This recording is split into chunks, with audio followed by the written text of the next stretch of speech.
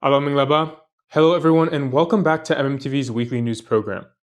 In today's broadcast, we will provide an in-depth overview of the latest international attention on Myanmar, the challenges facing the country, and the current domestic situation. My name is Quentin Covington, and I will present the key news events from this past week. Let's begin with a summary of this week's headlines. First, the CRPH and ASEAN parliamentarians for human rights hold talks. NUG congratulates Chin National Unity Agreement between Chinland Council and Interim Chin National Consultative Council. The NLD to form committee to address Argentine court's arrest warrants against State Councilor Daw Aung San Suu Kyi and U Tin Cho.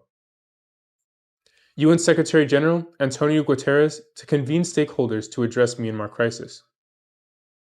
South Korea considers accepting UN-recognized Myanmar refugees. Intense clashes erupt as military junta attempts to regain control of Mobie. And finally, tickets for Young Ni Live in Maryland concert now available. Now, let's take a deeper look at each story. First, we have the CRPH and ASEAN Parliamentarians for Human Rights, or APHR, holding talks. On February 26th, a meeting was held between representatives of the Committee representing Pidong Sulutau, or the CRPH, and the ASEAN Parliamentarians for Human Rights, or the APHR. The CRPH delegation was led by U Tun Mien, a secretary member of the CRPH, while the APHR was represented by its chairman, Honored Mercy Christie Behrens, and co-chairperson, Honored Charles Santiago. The meeting, which lasted over an hour, covered a range of topics including the parliamentary process during Myanmar's ongoing revolution, the completion of the 7th interim Pidong Sulutau session, joint statements on political agreements, and the latest developments in the revolution. Discussions also focused on Malaysia's role as the current ASEAN chair in implementing the ASEAN 5-point consensus and explored opportunities for collaboration between ASEAN parliaments and regional parliamentarians. The CRPH delegation also included U Situ Maung and U Akar Myotet from the CRPH International Relations Committee, contributing to the comprehensive and productive dialogue. Next, the NUG congratulates Chin National Unity Agreement between the Chinland Council and Interim Chin National Consultative Council. On February 27th, the National Unity Government issued a congratulatory message celebrating the agreement reached between the Chinland Council and the Interim Chin National Consultative Council, or the ICNCC, concerning Chin ethnic unity. The agreement, finalized on February 26, 2025, between the two leading political organizations of the Chin ethnic group, aims to secure long-term benefits for the Chin people by establishing a Chin National Constitution Drafting Committee.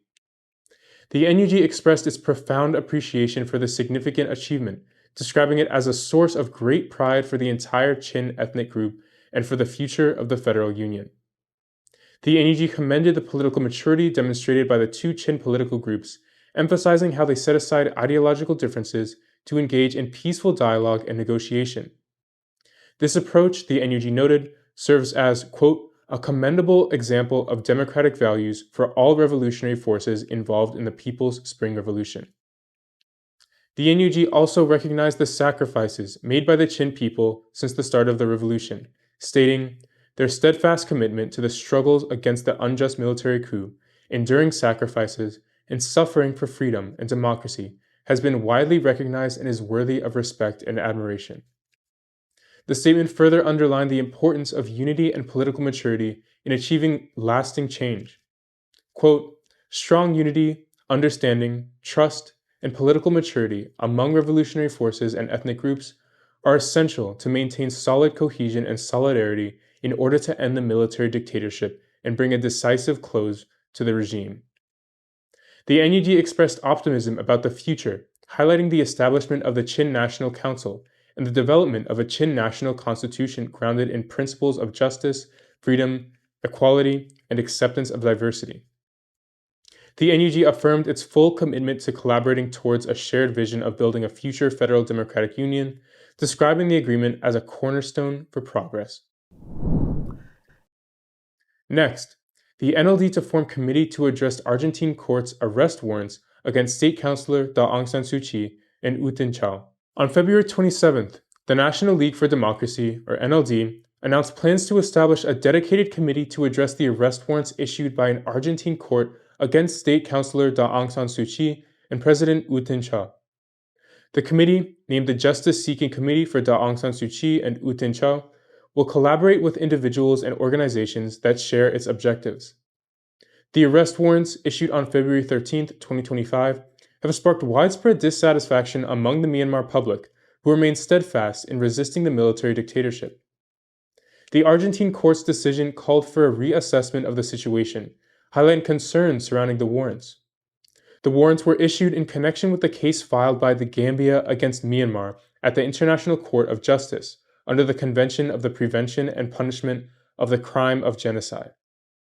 During a hearing on December 11, 2009, State Councilor Daw Aung San Suu Kyi represented Myanmar, providing clarification on the matter. At the time, the elected government of Myanmar operated under the 2008 Constitution, which, according to Article 20, placed the military outside the management of the civilian government. The Defense, Home Affairs, and Border Affairs ministries were under the direct control of the Commander-in-Chief of the Defense Services. The NLD pointed out that the military, by violating the Constitution on February 1, 2021, orchestrated a coup by arresting and detaining leaders of the elected civilian government. The NLD emphasized that this action clearly demonstrated the lack of civilian oversight over the military, underscoring the junta's unconstitutional seizure of power. Next, UN Secretary-General Antonio Guterres to convene stakeholders to address Myanmar crisis.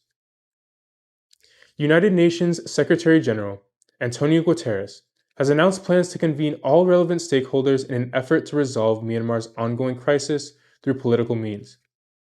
According to the Financial Express, Guterres emphasized on February 27 that Myanmar's special envoy, domestic officials, ASEAN representatives, and other involved parties would collaborate closely to find a sustainable solution to the crisis. The Secretary-General highlighted that humanitarian aid would be a priority across Myanmar, including in Rakhine State, with the support of various UN agencies. Guterres is scheduled to visit Bangladesh from March 13th to the 16th, where he will also tour refugee camps in Cox's Bazar.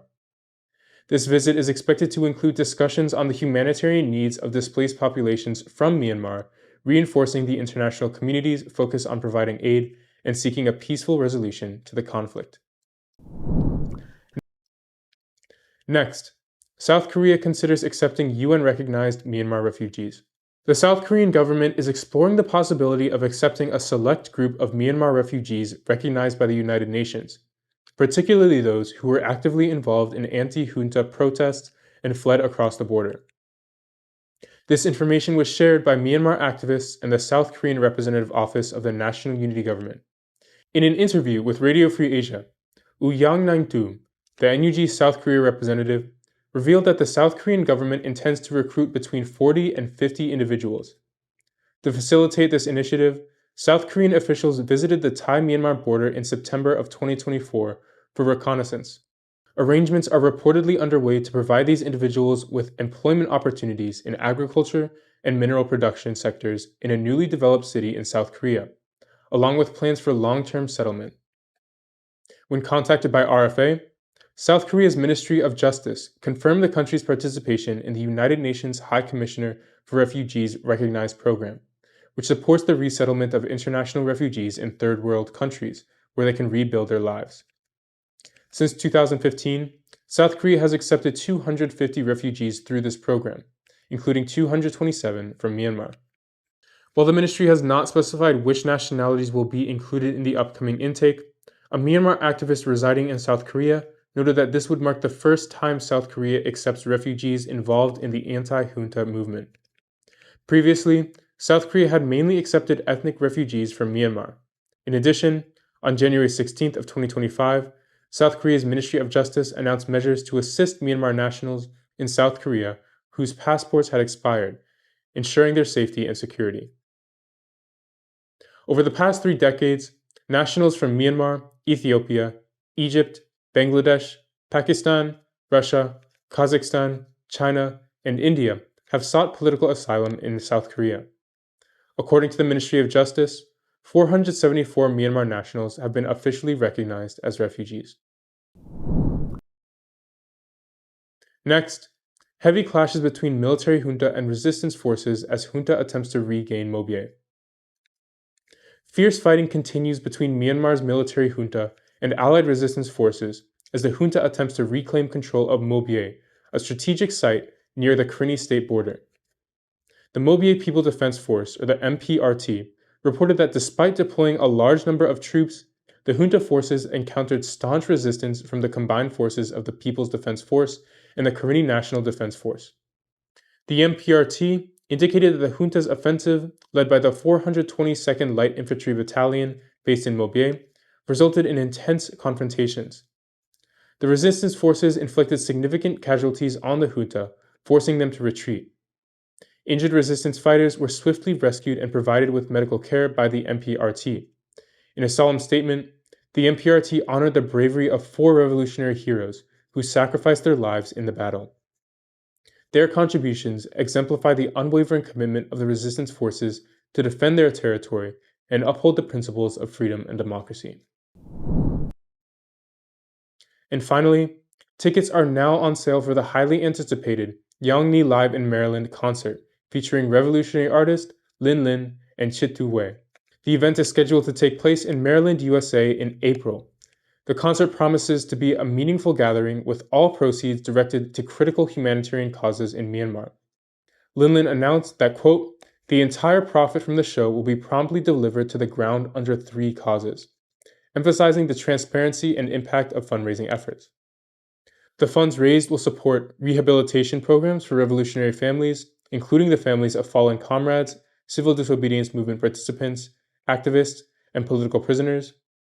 It will also support educational assistance initiatives guided by local leaders to enhance opportunities for youth and communities. And thirdly, it will support human rights movements across both the highlands and plains, advocating for justice and equality. The Yang Ni Live concerts will take place in multiple cities across the United States, with all proceeds consistently allocated to these causes. Lin Lin also made it clear that neither he nor Chit Tu Wei would accept any payment for their performances, highlighting their commitment to the revolutionary movement.